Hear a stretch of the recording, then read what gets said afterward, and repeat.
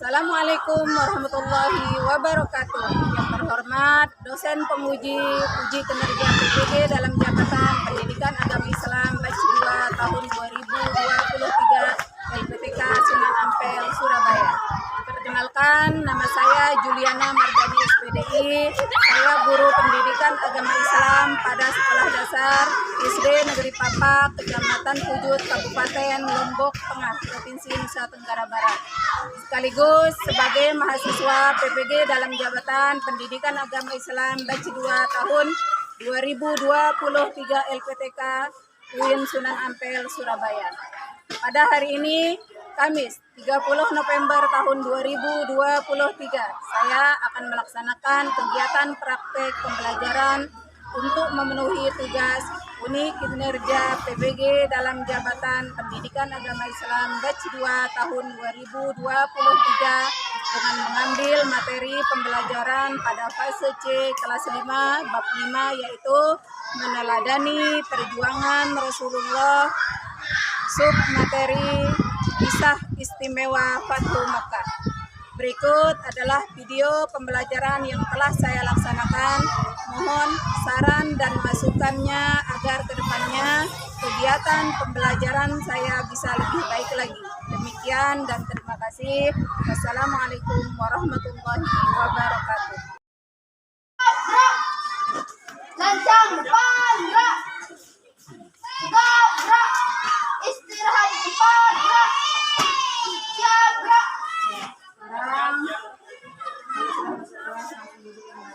Sekarang dulu.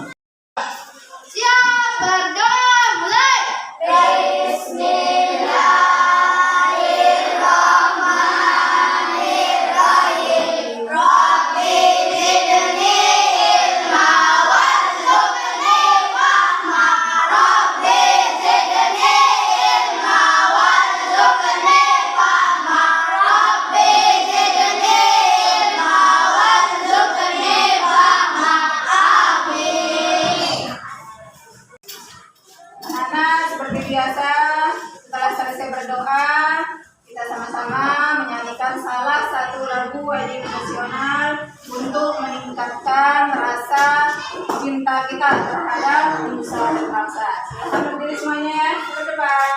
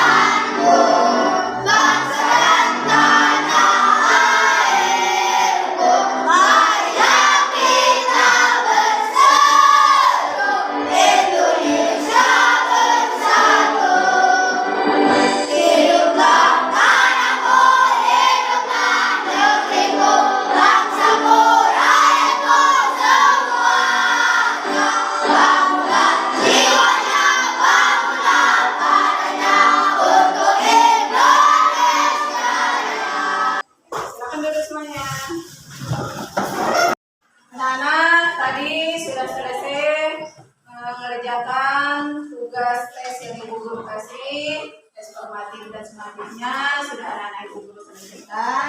Di sini sejarah terjadinya peristiwa peristiwa Fatu Makkah atau pembebasan kota Makkah yang diabadikan di dalam surat An-Nasr. Nah, dari sini kita sama-sama bisa mengambil hikmah atau pesan yang terkandung dari peristiwa Fatu Makkah. Di sini kita bisa mengambil hikmah dari kebijakan Rasulullah, sifat Rasulullah yang bijak dalam mengambil suatu keputusan.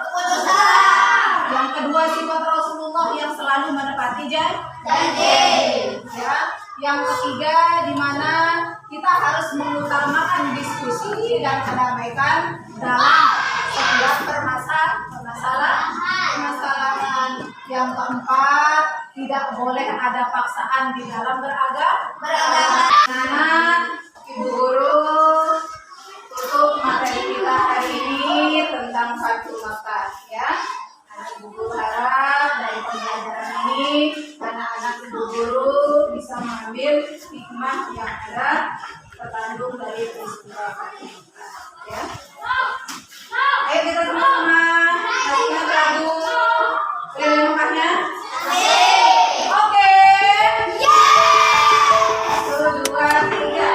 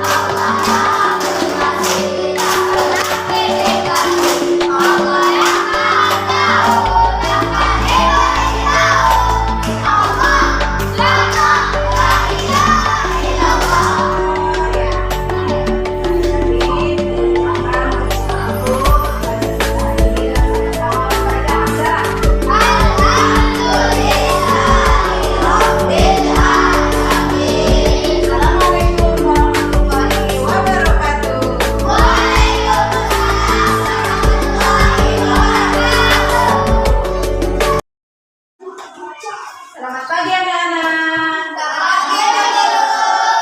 Selamat pagi anak-anak. Gimana kabarnya hari ini? Baik, kita ucapkan apa? Alhamdulillah, luar biasa Allah. Seperti biasa, sebelum berangkat sekolah, Ibu Guru selalu mengingatkan, jangan lupa jaga kebersihan.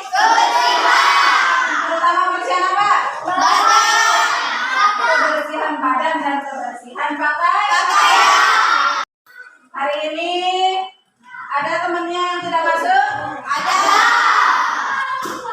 Siapa hari ini yang tidak masuk? Dona. Kita sama-sama berdoa. Kalau ada temannya yang sakit, yang tidak masuk, mudah-mudahan diberi kesehatan. Kalau Ibu Guru masuk hari ini, berarti pelajaran kita apa? Pendidikan agama Islam. Pendidikan agama Islam. Anak-anak, kalian pernah nggak membuat janji sama temennya? Bagaimana perasaannya kalau saat membuat janji temennya tidak menepati janjinya? Sedih. Hari ini materi kita tentang meneladani perjuangan Rasulullah. Subtemanya tentang kisah istimewa Fatu Makkah. Adapun tujuan dari pembelajaran ini, Ibu Guru ingin dari pembelajaran ini anak-anak Ibu Guru mengetahui sejarah terjadinya peristiwa Fatu Makkah itu dengan benar. Yang kedua, Ibu Guru ingin anak-anak bisa memahami sebab-sebab kenapa terjadinya peristiwa Fatu Makkah ini dengan benar. Perhatikan hadap depan dulu. Disimak videonya ya.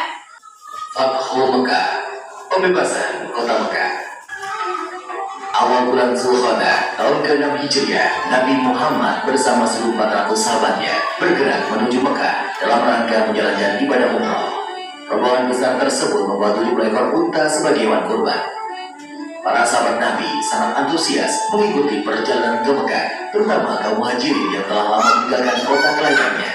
Namun, perjalanan mereka terhenti di wilayah Hudaybiyah, 22 km arah barat kota Mekah. Di Hudaybiyah, beberapa orang Quraisy bertanya tentang keperluan rombongan Nabi datang ke Mekah.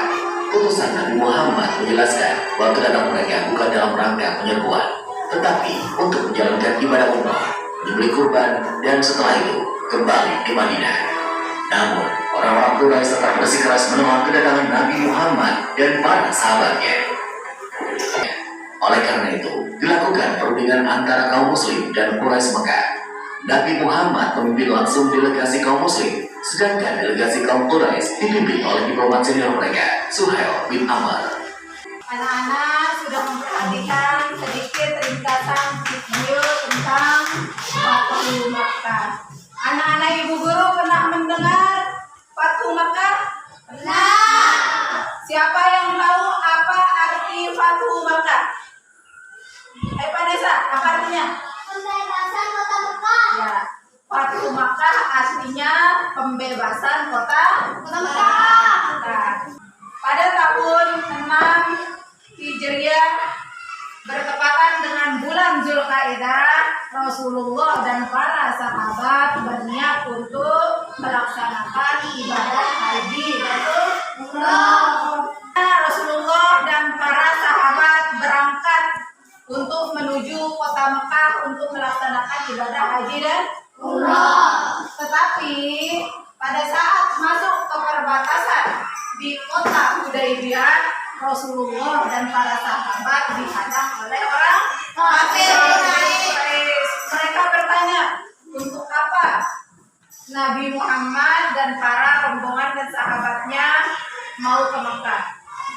Rasulullah menjawab, beliau ingin pergi melaksanakan ibadah haji dan umrah bersama rombongan. Tapi orang kafir Quraisy menghadang beliau dan tidak mengizinkan masuk ke kota Mekah. Akhirnya Rasulullah mengirim utusan Utsman bin Affan untuk menemui orang-orang kafir agar beliau dan para rombongan diizinkan masuk ke kota Mekah. Di sini orang kafir juga mengutus Suhail bin Amr untuk melakukan perjanjian dengan rombongan Nabi dan para sahabat. Ya, akhirnya Utsman bin Affan dan Suhail mengadakan perjanjian yang dikenal dengan perjanjian Hudaybiyah. Perjanjian Hudaybiyah dikenal juga dengan perjanjian perdamaian. Isi perjanjian Hudaybiyah yang pertama, kaum muslimin tidak boleh menjalankan ibadah haji tahun ini, tapi boleh melaksanakan ibadah hajinya tahun depan selama berapa hari? 3 hari. 3 hari. Luar biasa orang kafir. Rugi nggak orang muslim? Ya, dia membuat perjanjian boleh Rasulullah melaksanakan ibadah haji dan umroh, tapi tidak boleh tahun ini, harus tahun depan, itu pun selama 3 hari terbatas. Ya, yang kedua, kaum muslimin meminta untuk menghentikan permusuhan atau peperangan gencatan senjata selama berapa tahun? 10 tahun. 10 tahun. Ya. Yang ketiga, pengikut Nabi Muhammad yang kembali di Mekah dipersilakan untuk bergabung dengan orang kafir. Kalau ada orang muslim yang pergi ke Mekah, boleh silakan masuk ke golongan kafir kalau memang dia mau. Ya. Tapi yang keempat, menolak kaum Quraisy yang menjadi pengikut Nabi Muhammad ke Madinah. Apabila orang Mekah pergi ke Madinah untuk Rasulullah, tidak boleh diizinkan untuk memeluk agama Islam. Yang kelima, memberikan kebebasan kepada semua warga Arab, suku Arab untuk bergabung, boleh dengan Rasulullah, boleh dengan kafir Quraisy, tergantung kemauan mereka masing-masing. Kalau dilihat dari perjanjian Hudaybiyah ini, kira-kira yang lebih untung siapa? Kafir. Ya, yang lebih untung di sini adalah orang-orang Kafir. orang kafir. Karena perjanjian ini nanti di belakang hari akan menguntungkan orang-orang Islam. Apa buktinya perjanjian Hudaybiyah ini menguntungkan orang Islam? Selama 10 tahun tidak terjadi peperangan, itu yang diharapkan Rasulullah ya. Dengan begitu umat Islam akan menata diri untuk memperluas wilayah kekuasaan atau wilayah untuk berdakwah bagi umat Islam. Setelah terjadinya perjanjian Hudaybiyah, tapi belum memasuki 10 tahun perjanjian, orang kafir Quraisy tidak menepati janji. Dia mengingkari janjinya. Orang yang tidak menepati janjinya disebut dengan orang munafik. Senang nggak punya teman yang kalau sudah janji tidak mau menepati janjinya? Enggak. Ciri-ciri orang Islam yang baik adalah menepati janji bila dia berjanji.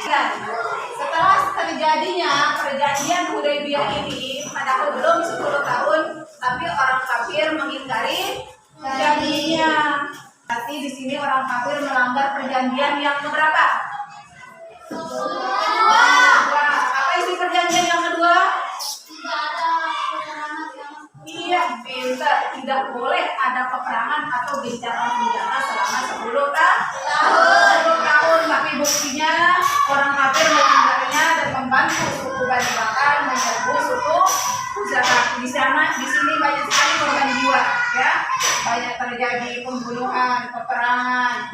Akhirnya tidak menepati janjinya. Dia mengingkari janjinya sesuai dengan yang ada di perjanjian Hudaybiyah, yaitu isi perjanjian yang kedua. Apa isi perjanjian yang kedua?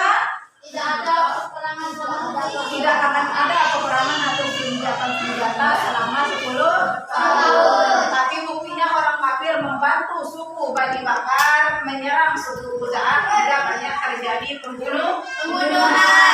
Nah, Rasulullah langsung memerintahkan kepada para sahabat untuk mengumpulkan pasukan sebanyak 10.000 pasukan untuk menyerang orang-orang kafir. Tapi di dalam kaum muslim ada sahabat yang bernama Hatib bin Abi Baltah. Orang ini yang membocorkan rahasia kepada orang kafir bahwa Rasulullah dan para sahabat dan pasukannya akan menyerang Mekah. Ada perjanjian yang dibuat lagi oleh Rasulullah usulan untuk menyelesaikan masalah tersebut. Yang pertama, Rasulullah mengatakan orang-orang kafir harus segera menghentikan peperangan dengan suku Khuza'ah. Yang kedua, kerugian yang dilakukan oleh orang kafir dan suku Bani Bakar kepada suku Khuza'ah harus diganti ruginya. Yang ketiga, Rasulullah juga meminta tidak apa-apa membatalkan perjanjian Hudaybiyah. Orang-orang kafir sangat kagum terhadap sifat Rasulullah. Sifat Rasulullah yang mana? Yang pertama, sifat Rasulullah yang lemah lembut. Sifat Rasulullah suka menepati janji. Dikira Rasulullah akan menyerang mereka dengan beribu-ribu pasukan itu, tapi ternyata Rasulullah datang ke Mekah menemui mereka dengan membawa perdamaian. Akhirnya mereka sangat kagum dengan sifat Rasulullah dan berbondong-bondong memeluk agama Islam. Kejadian ini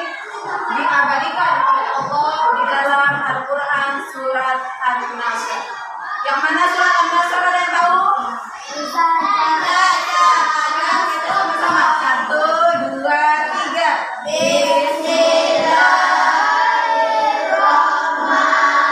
Bismillahirrahmanirrahim. Idza jaa nasrullahi wal fath wa ra'aitan nasa yadkhuluna fi dinillahi afwaja fasabbih bihamdi rabbika wastaghfir innahu kana tawwaba. Surat An-Nasr itu anak-anak sudah hafal semuanya ya. Bismillahirrahmanirrahim. Idza jaa nasrullahi wal fath. Apabila telah datang pertolongan Allah dan kemenangan. Wa ra'aitan nasa yadkhuluna fi dinillahi afwaja. Dan engkau melihat manusia berbondong-bondong memeluk agama Islam. Fasabbih bihamdi rabbika wastaghfir innahu tawwab. Bertasbihlah dengan memuji Tuhanmu dan mohon ampun kepadanya, sesungguhnya Dia Maha Penerima taubat. Ayo kita baca sama-sama satu kali lagi ya surat An-Nasr-nya biar hafal semuanya. Bismillahirrahmanirrahim. Idza jaa nasrullahi wal fath wa ra'aitan nasa yadkhuluna fi dinillahi afwaja fasabbih bihamdi rabbika wastaghfir innahu kana tawwaba. Shadaqallahul azim. Tadi Ibu Guru sudah menjelaskan sejarah singkat tentang Fathu Makkah. Di sini Ibu Guru kasih tugas anak-anak Ibu Guru masing-masing kelompok untuk mendiskusikan tugas yang diberikan oleh Ibu Guru. Ingat, kerja kelompok itu berarti harus bekerja sama.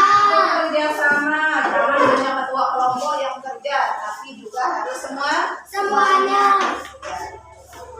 Kelompok 1, ya silakan didiskusikan sama teman-temannya. Kelompok 2, silakan didiskusikan. Kelompok 1, diskusi tentang apa penyebab terjadinya perjanjian Hudaybiyah. Ya, silakan didiskusikan.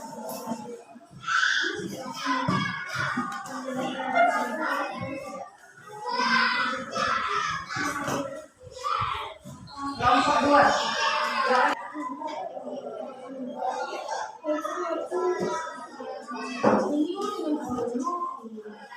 Yuk, kelompok 4 didiskusikan. Materinya tentang apa? Kenapa orang kafir berbondong-bondong masuk Islam? Tadi Bu Guru sudah jelaskan kira-kira kenapa orang-orang kafir itu berbondong-bondong masuk Islam, ya. Ya. Kira-kira tadi juga dijelaskan, diabadikan di dalam surat Al-Baqarah, ya. Silakan. Ibu Guru kasih waktu 15 menit untuk berdiskusi, ya. Silakan didiskusikan sama teman-temannya.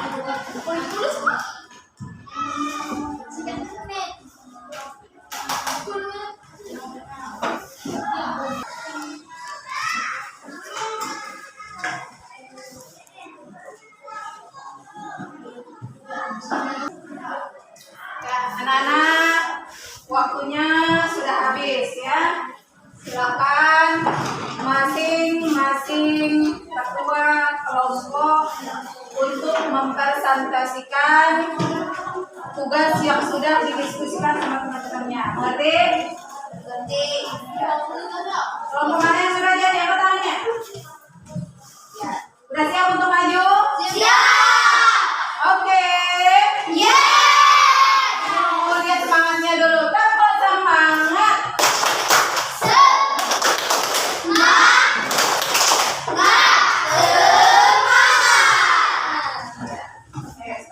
Silakan untuk kelompok 1. Maju ke depan. Nah, Ibu Guru minta nanti kelompok yang lain menanggapi apa yang dibaca oleh kelompok 1. Kira-kira kalian setuju atau enggak dengan pernyataan yang dibuat oleh kelompok 1?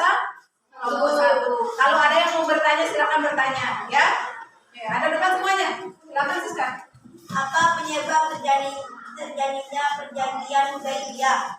Ketika Rasulullah dan para sahabat ingin melaksanakan ibadah haji dan umroh, tetapi dihadang oleh orang-orang kafir di perbatasan kota Mekah, yaitu di kota Hudaybiyah.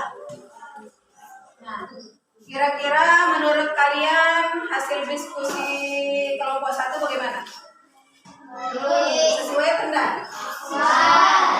Di sini kelompok 1 menjelaskan apa penyebab terjadinya perjanjian Hudaybiyah. Kira-kira menurut kelompok yang lain apa penyebab awal terjadinya perjanjian Hudaybiyah ini? Sejarah awalnya. Ayo, kelompok 2, 3, 4, mungkin ada yang tahu? Kelompok 2.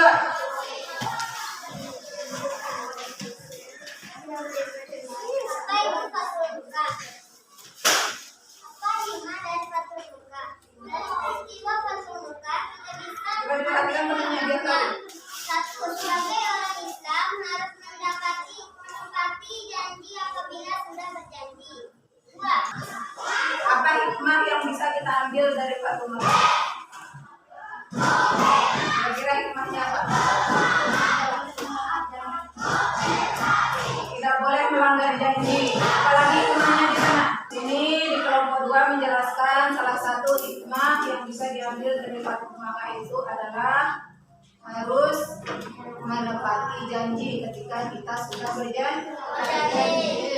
Di kelompok 3 dia membahas kenapa orang kafir memutuskan perjanjian Hudaybiyah. Ada yang tahu kenapa? Ayo, dari kelompok lain. Di sini kelompok 3 menjelaskan kenapa orang kafir memutuskan perjanjian Hudaybiyah karena dia merasa dirugikan. Padahal yang rugi siapa? Islam. Rasulullah tetap menerima dengan sabar dan lapang dada, dengan ikhlas menerima perjanjian yang dibuat. Tapi malah orang kafir yang merasa dirugikan karena dia melihat perkembangan pesat dari agama Islam. Kelompok 4, silakan. Ilmi.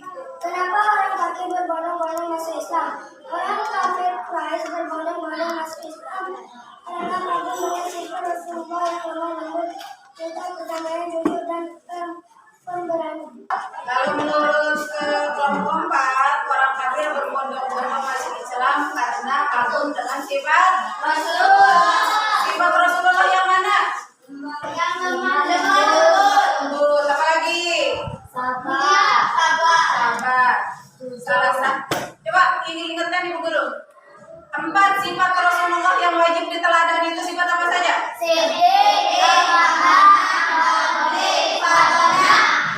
Sidik, jujur, amanah, Terpercaya.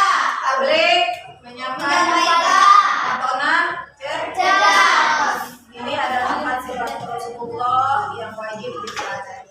Salah satunya di sini orang-orang kafir sangat kagum dengan sifat Rasulullah yang lemah lembut dan pemberani serta bertanggung jawab. Ya.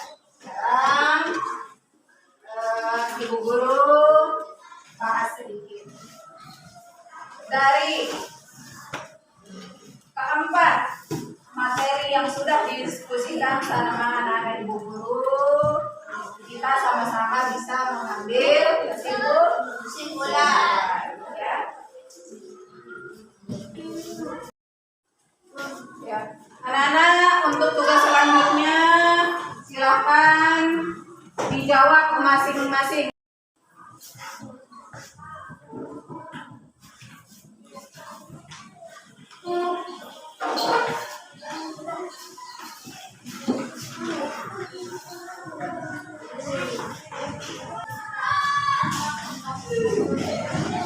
Yuk, anak-anak silakan dijawab.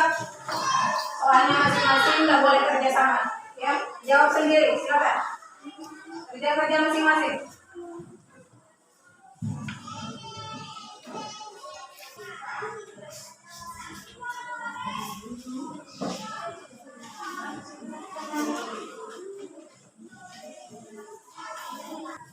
Silakan kerjakan.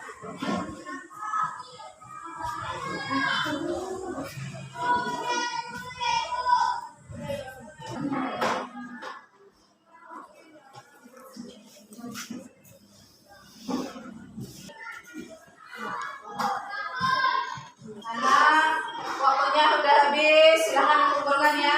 Oke, silakan dikumpulkan.